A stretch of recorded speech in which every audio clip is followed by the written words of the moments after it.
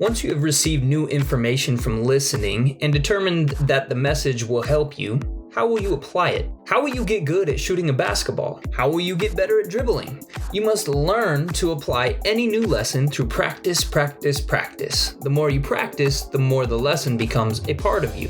Practice helps the action become automatic. You build a habit. In basketball, learning a new skill is a simple two-step process. Simple, but not easy. 1. Observe the skill. See, hear, move, etc. 2. Practice the skill again and again.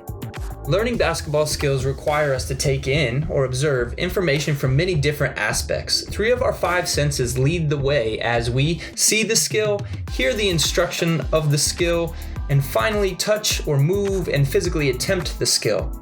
As we observe, we also evaluate how successful certain skills are and even identify other players who might be really good at specific skills. For example, if I were to see a player make 10 3-point shots in a row, I would want to see, hear, and attempt how they shoot and what their shooting form is in order to best learn that skill. These observations lead us to the next step of learning: practice. Basketball skills require a number of unnatural physical motions. Think about it. Outside of basketball, how many things do you dribble between your legs? How often are you in a defensive stance or chopping your feet to close out? When do you raise your arm over your head and snap your wrist? Doing these unnatural movements require a large amount of focused and intentional repetitions.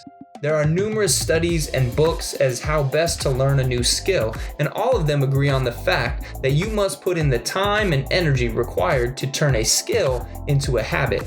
You have to do it.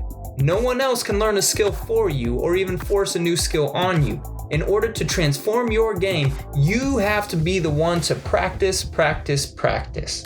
In life, learning follows the same two-step process of observing and practicing. If we want to transform our lives, these two things become especially important.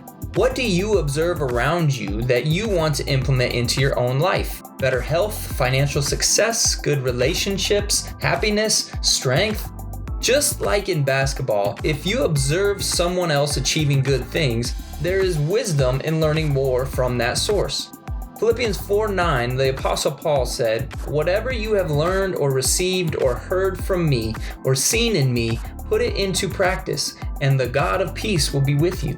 Learning in life requires us to choose great examples who we can follow.